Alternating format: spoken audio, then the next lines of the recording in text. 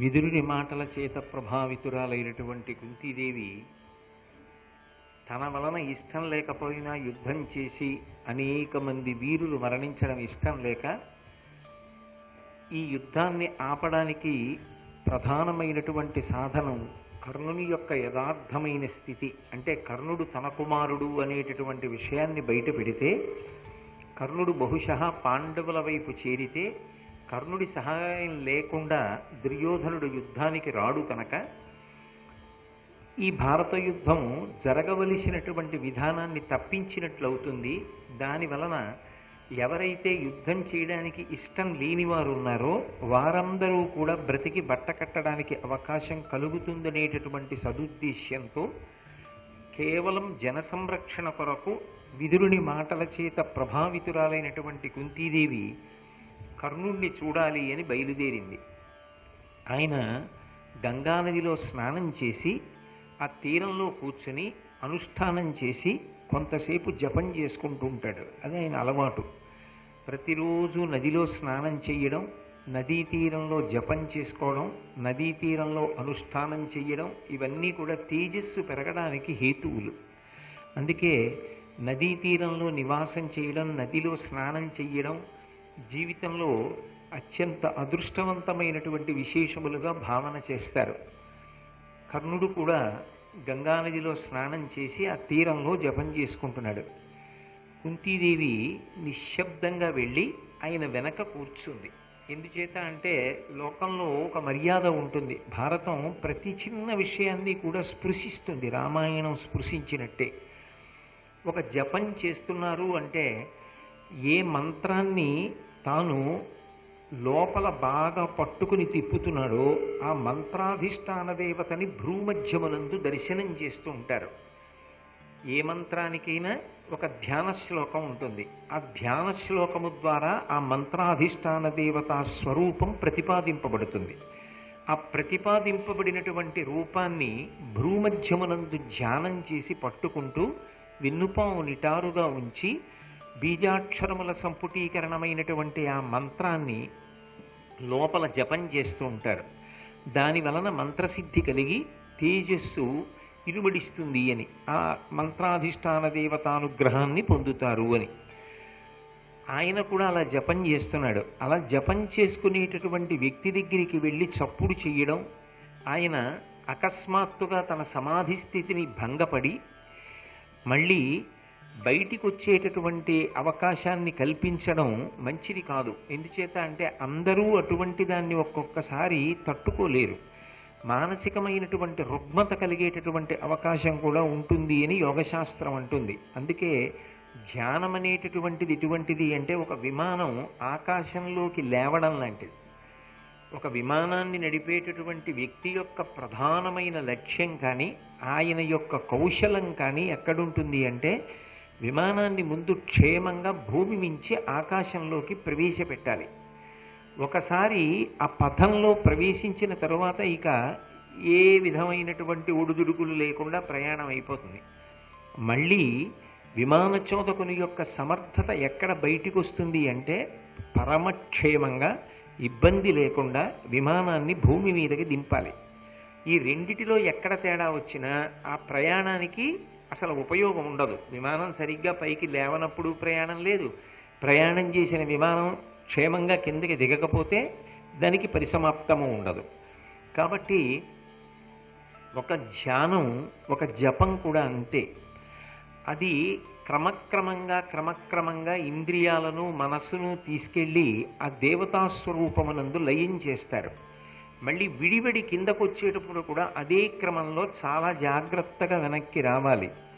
అందుకే అలా జపం చేసుకునేటటువంటి వ్యక్తుల దగ్గరికి వెళ్ళి పెద్ద పెద్ద ధనులు చెయ్యడం, వాళ్ళ యొక్క ధ్యాన నిష్టకి భంగం కలిగేటట్టుగా ప్రవర్తించడం ఎవరూ కూడా చెయ్యరు. అందుకే అదే మర్యాద పాటించి కుంతీదేవి కూడా నిశ్శబ్దంగా వెళ్ళి కర్ణుడి వెనక కూర్చుంది. కర్ణుడు చాలాసేపు జపం చేశాడు. జపం చేసి బహిర్ముఖుడయ్యాడు. బహిర్ముఖుడైన తర్వాత ఒకసారి తన చుట్టూ చూశాడు, 4 దిక్కుల వైపు. ఎంతసేపు చేశాను అని లెక్క పెట్టుకుని చెయ్యరుగా, ప్రకృతిలో వచ్చినటువంటి మార్పుని బట్టి సూర్యుని యొక్క గమనం పుంజుకున్న కాంతి దీనిని బట్టి తెలుస్తుంది. ఒకసారి ఆ ప్రకృతిని ఆస్వాదించడానికి 4 వైపులా తిరిగాడు. వెనక్కి తిరిగేటప్పటికీ పాండవుల తల్లి అయినటువంటి కుంతీదేవి దర్శనమైంది. ఆయన తటాలున లేచి నిలబడ్డాడు. నిలబడి తాను రాధేయుడనని ప్రవర చెప్పి గోత్రం చెప్పి ఆవిడికి నమస్కారం చేశాడు. ఇది మన జాతి సంప్రదాయం. ఇది మన భారతదేశపు సంస్కృతికి ఉన్నటువంటి గొప్పతనం. ఎక్కడైనా ధర్మమే ప్రాణం. కర్ణుడికి ప్రబల శత్రువులు పాండవులు. ఆ పాండవుల తల్లి కుంతీదేవి. ఆమె ఒక్కతే అక్కడ కనపడింది. ఆయన లేచి గోత్రము ప్రవర చెప్పి నమస్కారం చేశాడు కుంతీదేవికి. నమస్కారం చేసి, తల్లి మీరు ఇంత దూరం ఎందుకు వచ్చారు, నా వలన మీకే ప్రయోజనం ఉందమ్మా అని అడిగాడు. ఎంత మర్యాద పాటించినటువంటి దేశమో చూడండి, ఎంత గౌరవానికి ఆలవాలమైన దేశమో. శత్రువుల తల్లి అయినా సరే అంత మర్యాదనిచ్చి మాట్లాడారు తప్ప ఎక్కడా కూడా హేయమైనటువంటి పోకడ కానీ దిగజారుడు మనస్తత్వాలు కానీ కనపడవు. అందుకే ఈ దేశం పేరు చెప్తే ప్రపంచవ్యాప్తంగా 2 చేతులెత్తి నమస్కరిస్తారు. ఆ దేశ సంస్కృతి వైభవం అటువంటిది అని. అందుకే ఈ దేశ గౌరవం అంతా ఎక్కడి నుంచి వచ్చింది అంటే రామాయణ భారత భాగవతాలు నిర్మించినటువంటి సంస్కృతిలోంచి వచ్చింది. చంద్రవంశాన్నంతటినీ వ్యాస భగవానుడు వర్ణిస్తే సూర్యవంశాన్నంతటినీ వాల్మీకి వర్ణించారు. సూర్యుడు ప్రకాశించిన పగలు, చంద్రుడు ప్రకాశించినటువంటి రాత్రి కలిసి ఒక రోజు అవుతాయి. చంద్రుడు సూర్యుడు తమంత తాముగా జగత్తుకి చక్షువులు కన్నులైనట్లుగానే వాంగ్మయాన్నంతటినీ కూడా ఇచ్చినటువంటి మహాపురుషులు వ్యాస వాల్మీకులు. అందుకే వ్యాస భగవానుడికి వాల్మీకి నమస్కారం చెయ్యకుండా సాధారణంగా ప్రవచనం చెయ్యరు. వాళ్ళిద్దరికీ నమస్కారం చేసి ప్రవచనం చేస్తూ ఉంటారు. ఇంత గొప్ప వాంగ్మయం అనబడేటటువంటి సంస్కృతి, ఆ సంస్కృతి అనబడేటటువంటి పునాది మీద నిర్మింపబడినటువంటి సౌధం భారతదేశం. అందుకే ఈ సంస్కృతి ఎప్పటికీ చెక్కు చెదరదు. కారణం, రామాయణ భారత భాగవతాదులు దేశకాలములతో సంబంధం లేకుండా మానవ జాతి మనుగడ సాగించినంత కాలము ప్రవచనము చేయబడుతూ దాని చేత సమస్త దేశవాసులు కూడా ఉత్తేజితులై ధర్మపథంలో ప్రయాణం చెయ్యడమే ప్రధానమైనటువంటి కారణం. ఇప్పుడు ఆవిడ కర్ణుని వంక చూసింది. చూసి ఏదో అక్కర్లేని విషయాలు చాలాసేపు ఆవిడ ప్రతిపాదన చెయ్యలేదు. ఎందుకని అంటే ఏకాంతం కావాలి. ఏదో అక్కర్లేని విషయాలు చాలా మాట్లాడితే ఆవిడ అక్కడ ఏడుపు అది మొదలు పెడితే ఎవరైనా చూస్తే చటుక్కున వచ్చే అవకాశం ఉంటుంది. అందుకే తిన్నగా ఆమె ఏమి చెప్పాలనుకుందో అది ప్రారంభం చేసేసింది. ఒక్కొక్క చోట ఒక్కొక్కటి మాట్లాడడం ప్రజ్ఞ. అది అందరికీ ఉండదు. అవతల వారి యొక్క సమయాన్ని దృష్టిలో పెట్టుకుని ఒక విషయాన్ని ప్రతిపాదించవలసి వచ్చినప్పుడు సమగ్రంగా మాట్లాడడం చాలా గొప్ప. నిజానికి 2 గంటలు మాట్లాడడం చాలా తేలిక. ఎందుకని అంటే 2 గంటలు వివరంగా మాట్లాడచ్చు. 2 గంటలలో నువ్వు మాట్లాడదాం అనుకున్న సారాంశాన్ని ఒక్క 10 నిమిషాలలో ప్రతిపాదన చెయ్యి అన్నారనుకోండి, అప్పుడు చాలా కష్టం. 2 గంటల సారాన్ని 10 నిమిషములలోకి పిండాలి. ఆ సందర్భాన్ని బట్టి, ఆ కాలమును బట్టి ఆమె చెప్పవలసిన విషయాన్ని పరమసూటిగా, ఎక్కడా ఏ విధమైనటువంటి అయోమయానికి అవకాశం లేకుండా మాట్లాడుతోంది. భారతం ప్రతి చిన్న విషయాన్ని నేర్పుతుంది. టైం మేనేజ్మెంట్ అంటే ఎక్కడెక్కడికో వెళ్ళక్కర్లేదు. భారతంలో జరిగినటువంటి ఏ సంఘటనని మీరు పరిశీలించినా, ఏ సందర్భాన్ని పరిశీలించినా, అసలు ఎక్కడ ఎప్పుడు ఎలా మాట్లాడాలో, ఒక్కొక్క చోట తిన్నగా ఎలా ఆవిష్కరించాలో, ఒక్కొక్క చోట ఉపోద్ఘాతం ఎందుకు అవసరమో అర్థమవుతుంది. అందుకే ఆవిడ తిన్నగా కర్ణుడితో మాట్లాడింది. వినుము అని మొదలుపెట్టింది. వినుము అంటే చాలా సావధాన చిత్తుడవై, ఇప్పటిదాకా జపం చేశావు కదూ, నీ మనసు మళ్ళీ మళ్ళీ మంత్రాధిష్టాన దేవత వైపుకు వెళ్ళిపోయే అవకాశం ఉంది. నువ్వు ఏ జపం చేశావో దాని వలన ఏ సంతోషాన్ని లోపల పొందావో దానికి ఇది వైక్లభ్యము కారాదు. అలాగని నేను చెబుతున్న విషయాన్ని ఏదో కుంతీదేవి కూడా గంగా తీరానికి స్నానానికి వచ్చింది, యథాలాపంగా నేను ఆవిడ్ని చూశాను, ఆవిడ నన్ను చూసింది, నేను నమస్కారం పెట్టాను, ఆవిడ మాట్లాడుతోంది అనుకుంటున్నావేమో. కాదు, నీతో మాట్లాడటమే ప్రధానంగా వచ్చాను. కాబట్టి మీ మనసంతా దీని మీద పెట్టి విను నేనేం చెప్తున్నాను అంటే, అవతల వారి యొక్క దృష్టిని మొట్టమొదట తాను ప్రతిపాదిస్తున్న విషయం మీద కేంద్రీకరించేటట్టుగా ప్రయత్నం చెయ్యడం. ఆవిడ ఒక మాట మాట్లాడడంలో ఎంత ప్రజ్ఞాశాలియో అర్థమవుతుంది. అందుకే వినుము, సూతాన్వయంబున నీవు పుట్టుట బొంకు ఏను మా కుంతిభోజనింట కన్నియనాడు భాస్కరుని రావించితి వరమంత్ర బలమున వచ్చి అతడు సంప్రీతి నొసంగంగా జన్మించినాడవు నాకు. కావున పాండునందనుండవగుదు ధర్మస్థితి అట్టి నీ వితరుల కొలువనీటికి కురుకులవరేణ్య ధర్మతనయాదులైన నీ తమ్ములకును ధార్తరాష్ట్రులకును నీవతగు విభుండవు. ఏలు మీ లోకమెల్లా నీకేల రాధ కొడుకితండను తక్కువ కొడుకు కుర్రా అంది. కొడుకు కుర్రా అని పిలిచింది. ఓ కొడకా.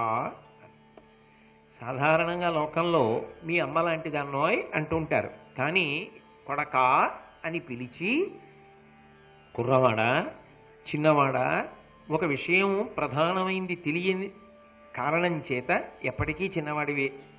కాబట్టి నేను ఈ రహస్యాన్ని నీకు చెప్తున్నాను. నువ్వు రాధేయుడవు అని ఎంతకాలం చెప్పుకోవలసిన అగత్యం నీకు లేదు. ఎందుకంటే నేను రాధ యొక్క కుమారుడనని, ఆయన సూతవంశ సంజాతుడనని ప్రవర చెప్పి నమస్కారం చేశాడు కదూ. నువ్వు సూతవంశమునకు చెందినవాడవు కావు అంటే ఆయన చెప్పిన విషయాన్ని ఆమె ఖండన చేస్తోంది ముందు. మరి కానప్పుడెవరు అంటావేమో, ఏను మా కుంతిభోజినింట కన్నియనాడు భాస్కరుని రావించితి వరమంత్ర బలమున. నేను నా తండ్రి అయినటువంటి కుంతిభోజిని ఇంటిలో ఉండగా నాకు ఉపదేశం చేయబడినటువంటి మంత్రము యొక్క ప్రభావము చేత బాలభాస్కరుణ్ణి ఆహ్వానించాను. ఆయన యొక్క అనుగ్రహం చేత నువ్వు నాకు కుమారుడిగా లభించావు. కావున పాండునందనుండవగుదు ధర్మస్థితి. ధర్మాన్ని బట్టి ఆలోచన చేస్తే నువ్వు పాండురాజు కుమారుడవే అవుతావు. ఎందుచేత నేను పాండురాజు యొక్క సొత్తు. ఆ మంత్రము నేను కూడా పాండురాజు సొత్తే. ఆ మంత్రము నా వివాహపూర్వం నేను చేసిన అది ఒకరి చేత ఆదేశింపబడి చేసినది కాదు, కేవలము మంత్రమును పరిశీలిద్దామని చేశాను. నేను ఆయన యొక్క సొత్తుని కనుక నా నుండి ప్రభవించిన నువ్వు కూడా ఆయనకే సొత్తు. కాబట్టి ఆయనకే కుమారుడవవుతావు ధర్మస్థితి చేత. కాబట్టి నువ్వు ధర్మరాజు కన్నా పెద్దవాడివి, పాండవులలో అగ్రజుడవు. నీవు కౌరవులతో ఎందుకు కూడుతావు? దుర్యోధనాదులతో కూడవలసిన అవసరం నీకు లేదు.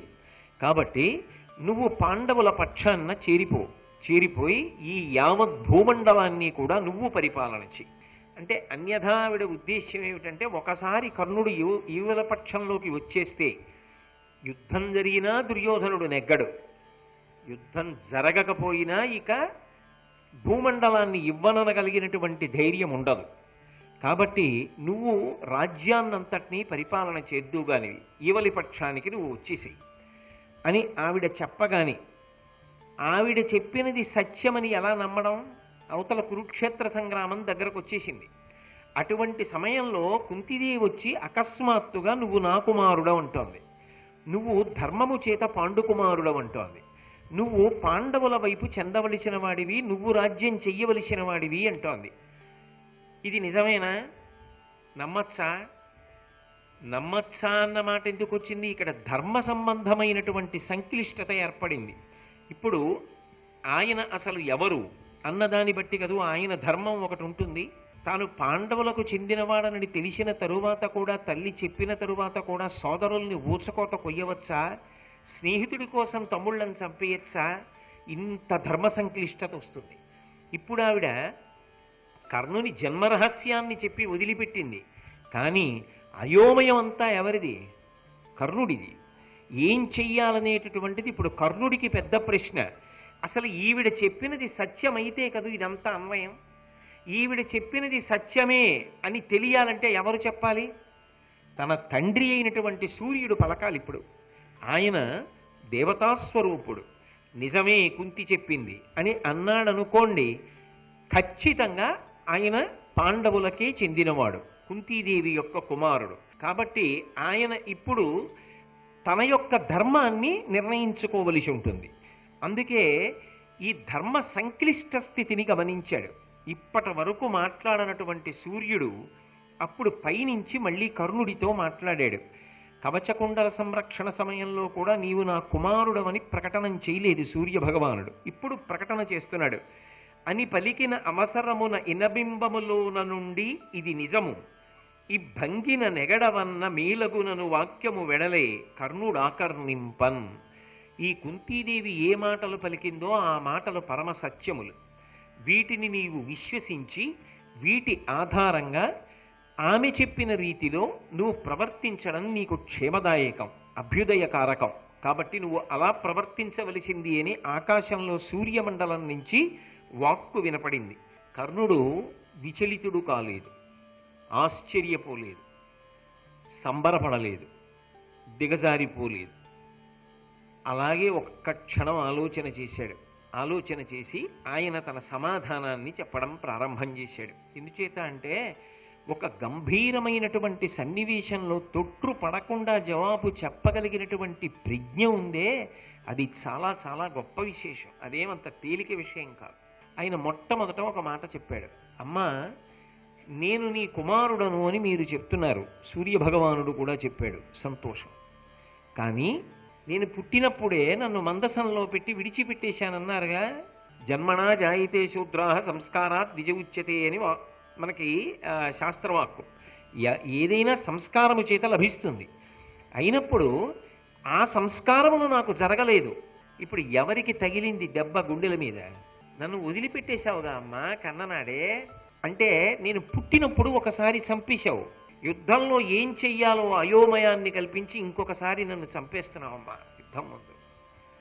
ఆ సంస్కారములే చేయకుండా వదిలిపెట్టావుగా, ఇప్పుడు వచ్చి అమ్మనని చెప్తున్నావా అని కఠినంగా అనలేదు.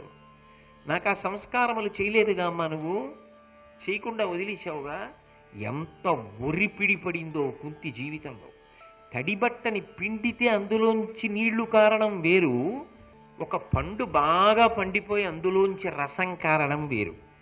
దీంట్లో ఉరిపిడి ఉంది, ఘర్షణ ఉంది, క్లేశం ఉంది, నలుగుడు ఉంది, అందులో సహజత్వం ఉంది.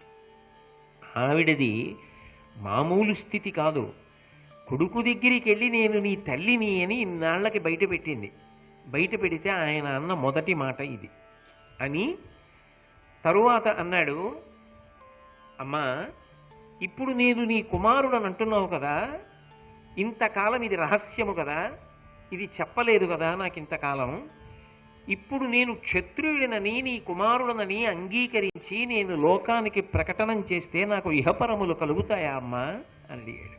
ఎంత పెద్ద ప్రశ్న అండి అది. ఇహము అంటే ఇక్కడ ఎలా కలుగుతుంది? ఇంతకాలం నన్ను నమ్ముకున్నటువంటి దుర్యోధనుణ్ణి వదిలిపెట్టి అకస్మాత్తుగా యువతల పక్షంలో నిలబడి అవతల పక్షం వాళ్ళని చంపేనా? అసలు నేను ఇటు వస్తూనే చాలామంది చచ్చిపోతారు కదమ్మా. మనవాడు నమ్ముకున్నవాడు అటు వెళ్ళి నిలబడ్డాడు ఇవాళ. ఎందుకంటే వాళ్ళ అమ్మ చెప్పిందిట, నువ్వు ఇటు కాదురా, నువ్వు నా కొడుకు అందిట. అటు వెళ్ళిపోయాడు. ఇన్నాళ్ళు నేను చెయ్యని ధర్మాలన్నీ ఇప్పుడు చెయ్యిన. ఇన్నాళ్ళు నాకు తల్లి అని పాలిచ్చి పెంచింది రాధ. అమ్మ నువ్వు నాకు అమ్మవి కాదమ్మా అని చెప్పనా? రాధ దగ్గరికి వెళ్ళి కుంతి మా అమ్మ అని చెప్పనా? ఇహమా పరమా? ఎందుకమ్మా ఈ రహస్యం చెప్పావు? ఈ రహస్యం ఇప్పుడు నాకు తెలిసి ప్రయోజనం ఏముందమ్మా? దీని వలన ఒరిగే ప్రయోజనం ఏమిటి? ఇప్పుడు నువ్వు నాకొక్కడికే కదమ్మా చెప్పావు నేను నీ కొడుకునని. నేను పాండవ పక్షానికి వచ్చేస్తే నువ్వు చెప్పినట్టు నిజంగా యుద్ధం వస్తే అర్జునుడు ప్రయోగించేటటువంటి అస్త్రముల ధాటికి కర్ణుడు తట్టుకోలేక యుద్ధం ప్రారంభమయ్యే ముందు అర్జునుడికి భయపడి అర్జునుడి పక్షాన్ని చేరిపోయారని ముందు మాట వస్తుంది. ఆ తర్వాత నేను కదమ్మా చెప్పుకోవాలి, నేను కాదు కుంతీదేవి కొడుకుని అందుకు వెళ్ళిపోయానని చెప్పాలి కదా. ఇన్నాళ్ళు ఊరుకున్న నువ్వు కానీ ఆయన కానీ మళ్ళీ మళ్ళీ చెప్తారా ఈ మాట? ఎందుకమ్మా ఇంకా ఎందుకు చెప్పినట్లు నాకు ఈ మాట నువ్వు? దీని వలన వచ్చేటటువంటి ప్రయోజనం ఏమిటి? పైగా నేను ఒకనాడు కుమారాస్త్ర విద్యా ప్రదర్శనం జరుగుతున్నటువంటి రోజులలో అర్జునుడికి సమబుజ్జిగా నిలబడి అస్త్రప్రయోగం చేస్తున్నప్పుడు నా యొక్క పుట్టుక ప్రశ్నింపబడినప్పుడు నువ్వు మాట్లాడలేదు, తండ్రి మాట్లాడలేదు. అంటే ఆయన మనోగతాన్ని నేను విషదం చేస్తున్నాను. ఇవన్నీ అన్నాడని కాదు దాని ఉద్దేశ్యం. ఆ సమయంలో నేను తల ఉంచుకుంటే దుర్యోధనుడు నన్ను స్నేహధర్మంతో చేయి పట్టి తీసుకెళ్లి అంగరాజ్య పట్టాభిషేకం చేసి నన్ను రాచపదవి యందు కూర్చోపెట్టి నాకు మర్యాదనిచ్చి గౌరవాన్నిచ్చి జీవితాన్నిచ్చి తన పక్కన కూర్చోపెట్టుకుని ఇంతకాలం తన పక్కన ఉంచుకుని నన్ను నమ్ముకుని యుద్ధానికి ఎడుతున్నాడు. స్నేహధర్మాన్ని పక్కన పెట్టేసి ఇవాళ నాకు ఈ విషయం తెలిసిందని దుర్యోధనుడికి నేను ఎలా నమ్మకద్రోహం చేయగలనమ్మా?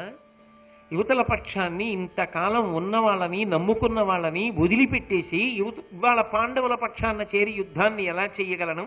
అయితే నువ్వెందుకు వచ్చావో నాకు అర్థమైంది.